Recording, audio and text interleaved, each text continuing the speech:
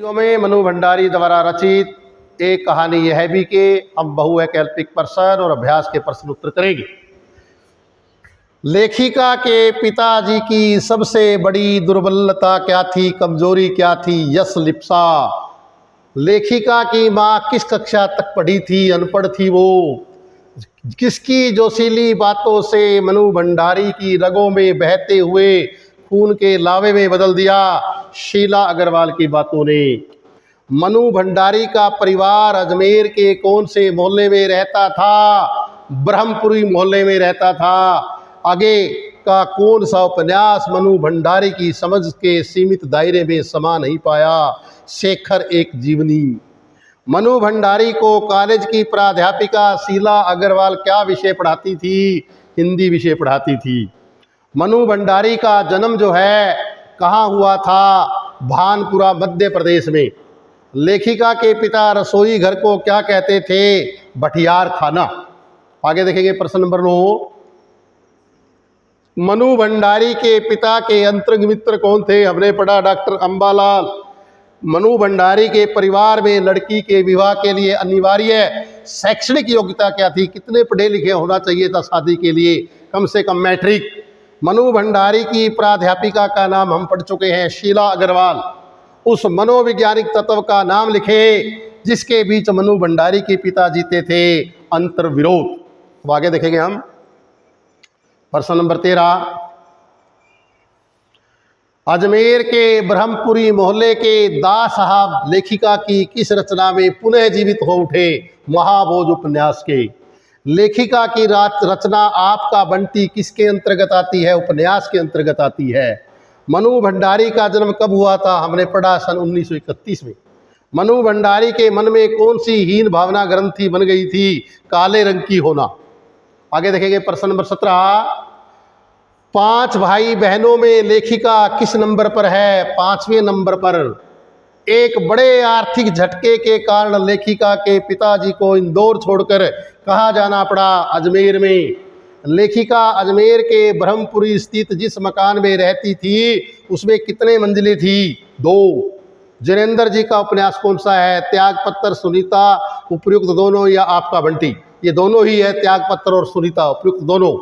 लेखिका ने किस वर्ष 10वीं कक्षा पास की थी? 1945 में। आगे प्रश्न नंबर 21। लेखिका ने पिछली शताब्दी की सबसे बड़ी उपलब्धि निम्नलिखित में से किस दिन को माना? 15 अगस्त 1947 को। आगे देखेंगे हम। आगे देखेंगे प्रश्न नंबर 22। लेखिका को जिनेंद्र कुमार का कौन सा उपन्यास बहुत अच्छा लगा? सुनीता। मनु भंडारी की सबसे अधिक सम्मानीय प्राध्यापिका कौन थी? शीला अग्रवाल।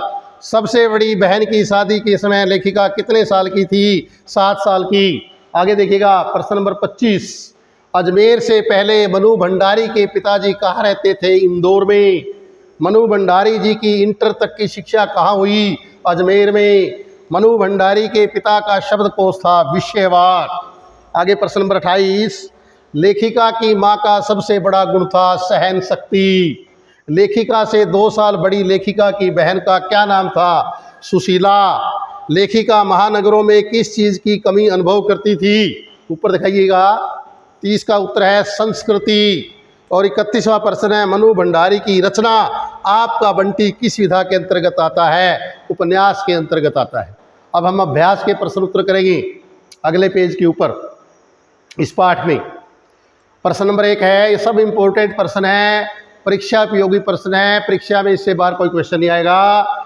लेखिका के व्यक्तित्व पर किन किन व्यक्तियों का किस रूप में प्रभाव पड़ा?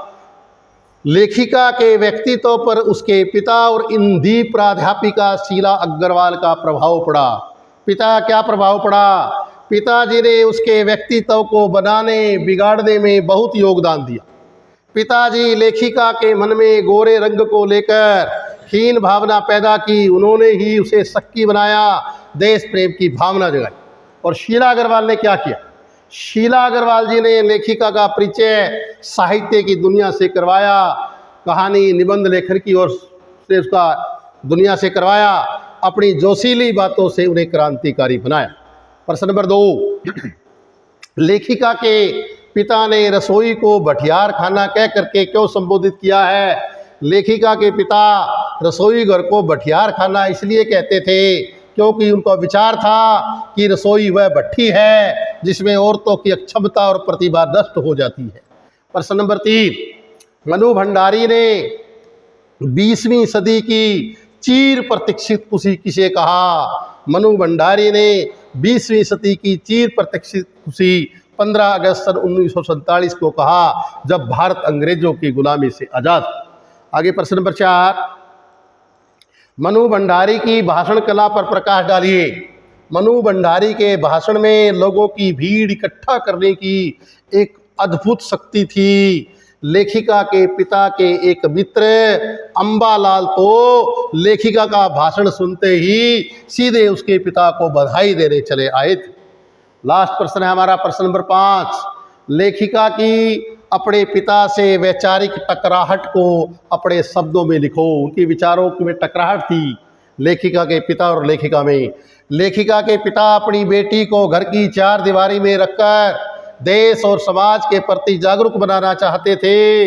वे नहीं चाहते थे कि वह आंदोलनों में भाग ले, हड़ताल कराए या लड़कों के साथ सड़क नापती फिरे, परंतु लेखिका ने वह सब किया जो पिता नहीं चाहते थे।